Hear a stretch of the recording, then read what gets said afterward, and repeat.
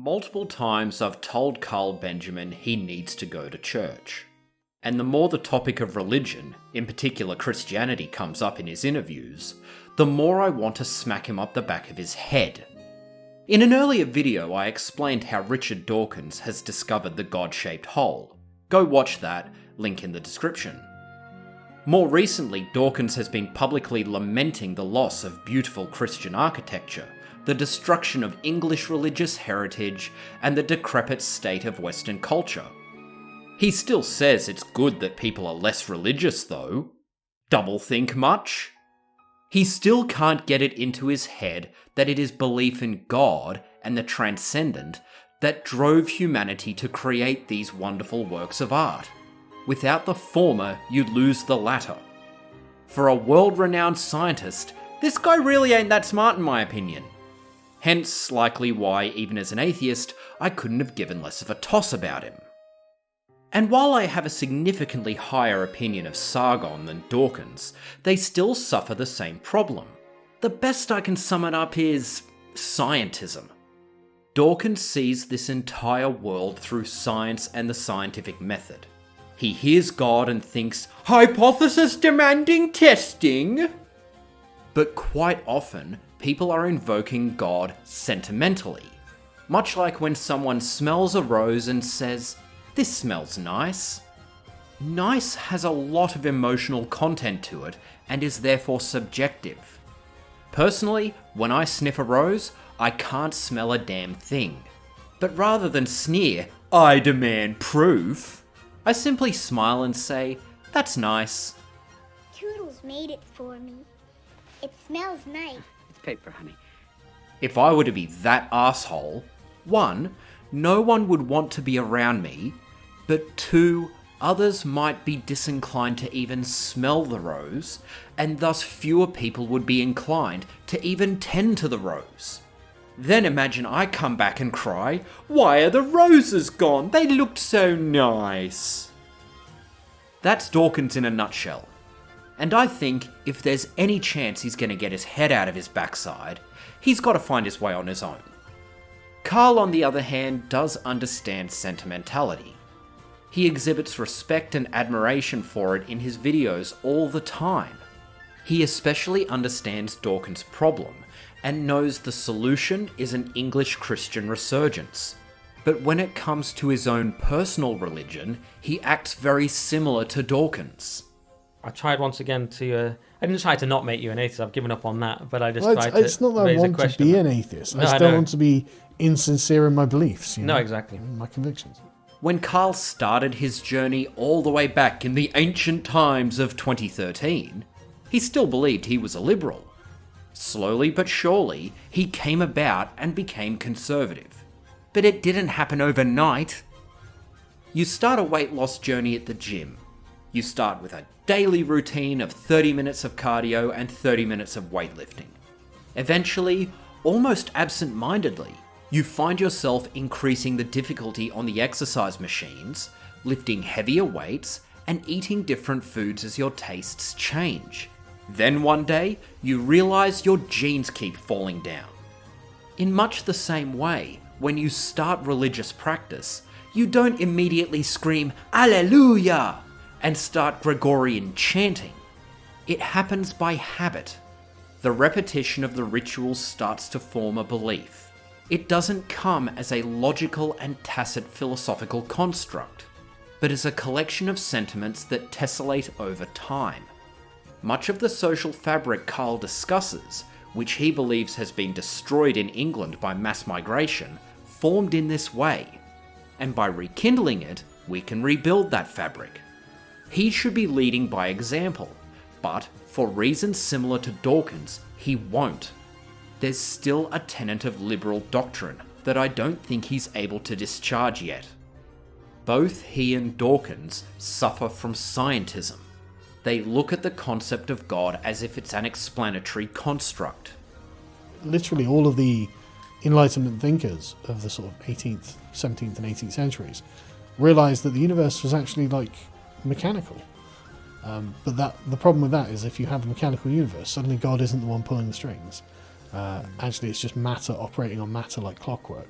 and then God just is relegated further and further and further away in your thoughts because he's not the author of the things that actually happen around you.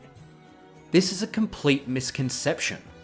It's not entirely his fault though, I want to stress that. This guy has spent his on days immersed in philosophy and English history, and his off days immersed in Warhammer and ancient Mesopotamian mythology. As such, he sees religion only through the lens of paganism. You would have, like, why does the sun rise? Well, God makes it rise. The sun rises because Khepri the Scarab rolls it through the sky, or it's the half-man, half-scorpion Girtablulu, who opens the gates of Shamash, who moves the sun around the sky. This is Carl's conception of religious belief, as is Dawkins. Because they, and myself most likely far better, understand basic physics, they discard this as, oh, it's just an old theory about how the world works. Guys, that is a pagan concept.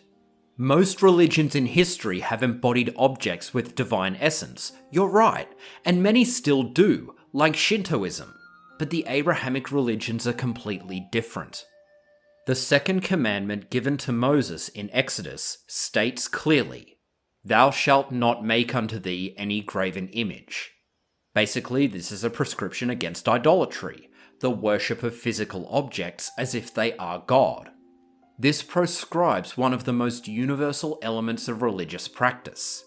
It also explains why, in countries such as Japan, China, and Korea, it is very difficult for Abrahamic religions to gain a reasonable foothold. I understand your pain. Your life is with me now. Step.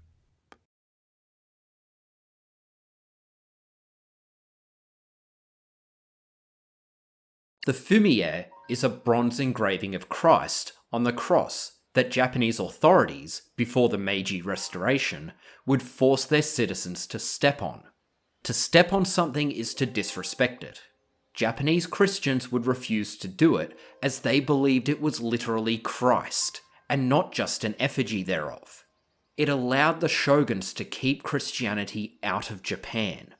The Japanese Christians were in fact breaking the second commandment, and this is probably why God issued it. The other thing the second commandment did, which was quite interesting, is that it put the Abrahamic conception of God outside and beyond the material universe. This had the beneficial effect that no one could claim he or she was God, nor that an object or animal was God. This is also why Carl's conception is completely wrong. He and Dawkins, and dare I say, most atheists still calling themselves such, still look at religion through the pagan lens that the second commandment completely obliterates.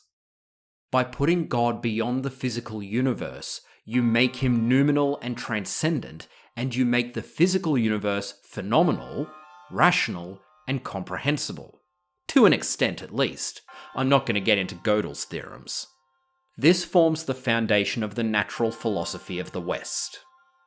In the Christian West, we reckoned that the universe was made of rational bits and pieces by a rational God, and if you were a rational human being, you could make a model of a bit of the universe, and then take it apart to see how it worked, and use what you learned.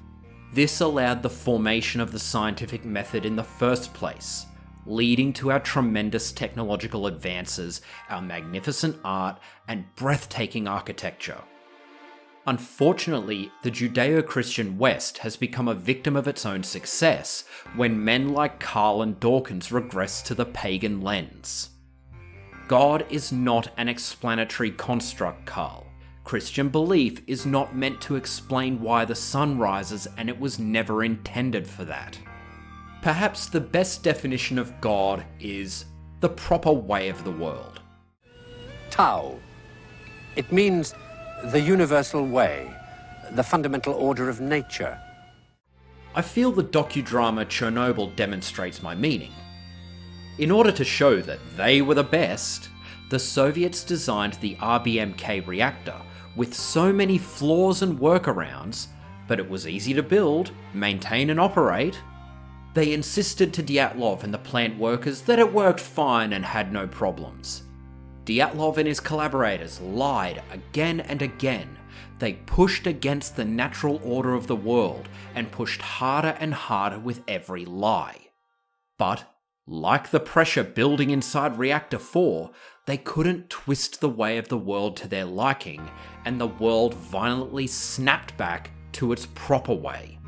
Chernobyl was, in a sense, a real Tower of Babel.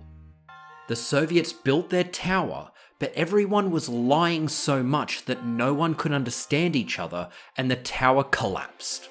Or rather, blew its top. When the truth offends, we lie and lie until we can no longer remember it is even there, but it is still there. Every lie we tell incurs a debt to the truth. Sooner or later, that debt is paid. Fail to comprehend and follow the proper way of the world, and you get bad consequences. Actively go against it and you suffer. Try to twist it and you get destroyed.